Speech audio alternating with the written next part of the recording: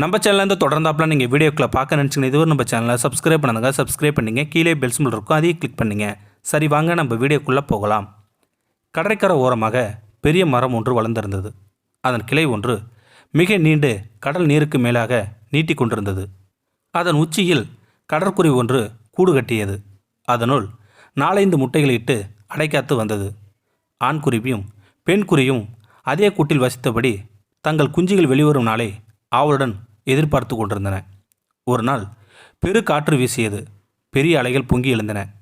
கிளையில் இருந்த கூடு நழுவி காற்றின் வேகத்தில் கடலில் விழுந்து மூழ்கியது. குருவிகள் மனம் பதறி கதறின. கடல் நீரில் விழுந்த கூடு மூழ்கிய இடத்திற்கு மேலாக கீச் கீச் என்று கத்தியபடி சுற்றி சுற்றி வந்தன அந்த குருவிகள். பெண் குருவி மனம் உடைந்து சொல்லியது, எப்படியாவது முட்டைகளை மீண்டும் நான் காண வேண்டும், இல்லையேல் நான் உயிர் வாழ மாட்டேன் என்றது அந்த பெண் குருவி. ஆண் குருவி சொன்னது, அவசரப்படாதே, ஒரு வழி இருக்கிறது. நமது கூடு கரையின் ஓரமாக தான் விழுந்து உள்ளது. கூட்டின் சேர்ந்து முட்டைகளும் விழுந்ததால் நிச்சயம் உடைந்திருக்காது. அதனால் இந்த கடலுள்ள தண்ணீரை வற்ற வைத்து விட்டால் போதும், முட்டைகள் நாம் மீட்டு விடலாம் என்று பெண் குருவிக்கு தன்னம்பிக்கை ஊட்டியது ஆண் குருவி. கடலை எப்படி வற்ற வைப்பது என்று கேட்டது பெண் குருவி. முட்டைகள் பொரிந்து குஞ்சுகள் வெளிவர இன்னும் பல நாட்கள் ஆகலாம். எனவே நாம் இடைவிடாமல் சில நாட்கள் முயல வேண்டும். நம் வாயில் கொள்ளும் தண்ணீரை எடுத்துக்கொண்டு பறந்து சென்று தொலைவில் கொட்டுவோம். மறுபடியும் திரும்பி வந்து மீண்டும் நிரப்பிக்கொண்டு போய் தொலைவில் உமிழ்வோம். இப்படியே இடைவிடாமல் செய்து கடல் நீரை வேறு இடத்தில் ஊற்றினால் கடல் நீர் மட்டம் குறைந்து தரை தெரியும். நமது முட்டைகளை வெளிப்படும். இதையடுத்து 2 குருவிகளும் தன்னம்பிக்கையுடன் ஊக்கத்துடனும் செயலில் இறங்கின. இதையடுத்து 2 குருவிகளும் தன்னம்பிக்கையுடன் ஊக்கத்துடனும் செயலில் இறங்கின. விரண்டு பறந்து போய் தங்கள் சிறிய அளவில் 2 விலங்கு நீரை நிரப்பி கொண்டன. பறந்து சென்று தொலைவில் போய் உமிழ்ந்தன. மீண்டும் பறந்து வந்து 2 வாய் தண்ணீரை அள்ளின. கொண்டு போய் தொலைவில் கக்கின. இப்படியே இரவு பகல் நாள் முழுவதும் இடைவிடாமல் நடந்து கொண்டிருந்தது. இவற்றை நீர் அகற்றம் படலாம்.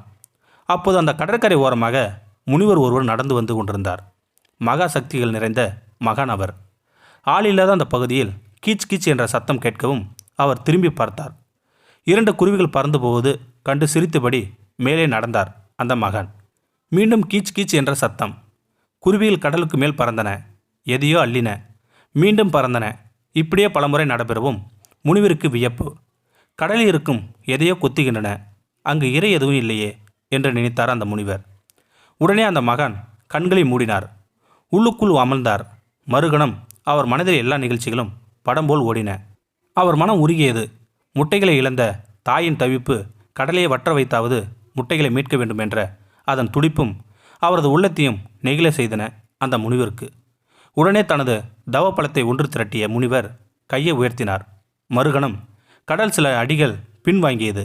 அங்கே கூட்டுடன் இருந்த முட்டைகள் தென்பட்டன. குருவிகள் அதை பார்த்ததும் குதூகலத்துடன் கீச்சிட்டன. ஆளுக்கொன்றாக முட்டைகளை பற்றி கொண்டு போய் வேறு இடத்தில் சேர்த்தன அந்த குருவிகள்.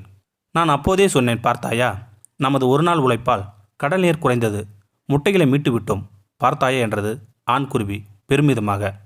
முனிவர் சிரித்தபடி தொடர்ந்து நடந்தார். இங்கே குருவிகள் முட்டைகளை மீட்டது அவற்றின் உழைப்பால் அல்ல, முனிவரின் அருளால். ஆனால் அந்த குருவிகளுக்கு முனிவர் என்ற ஒருவரை பற்றியோ தவ வலிமை என்றால் என்ன என்பது பற்றியோ எதுவுமே தெரியாது. ஆனால் தன்னம்பிக்கையுடன் கடல் நீரை அள்ளின.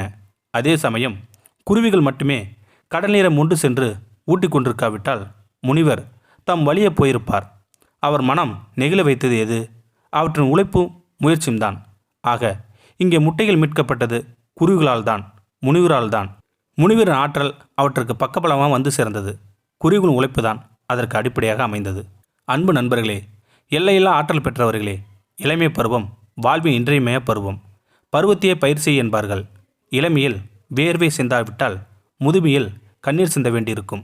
எனவே விழித்திருக்கும் நேரமெல்லாம் உழைத்து கொண்டிருங்கள். வாழ்வில் எல்லா நேரமும் நல்ல நேரம்தான். உழைக்காத நேரம்தான் ராகு காலம். திட்டமிடுங்கள். ஒவ்வொன்றையும் திட்டமிடுங்கள்.